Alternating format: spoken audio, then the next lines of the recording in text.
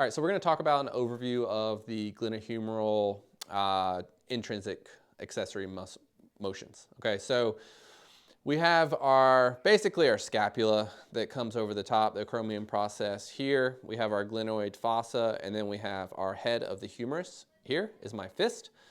So the motions that we are interested in restoring are, I believe, 5 motions, okay?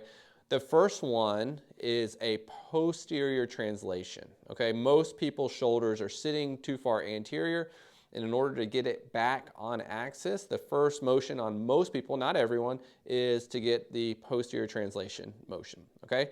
The second motion would be if the humeral head is compressed in the glenoid fossa, we want a lateral distraction, okay? So posterior translation, lateral distraction. Now, if the humeral head is compressed superiorly, we also want a caudal translation, okay? So that's the first 3.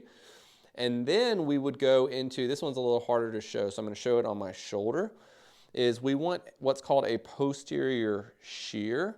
So as we bring the arm across, the humeral head should have the ability to stay relatively back in the socket. So we do a posterior shear motion, or if I bring the arm into that motion, we want the ability for the humeral head to stay relatively posterior. Okay, now we go back to here.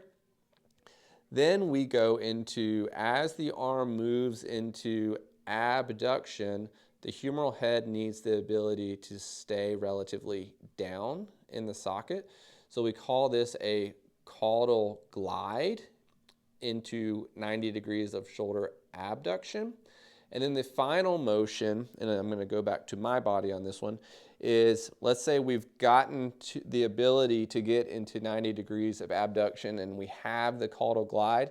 The final motion, and often most restricted, is getting full internal rotation in that 90 degrees of abduction.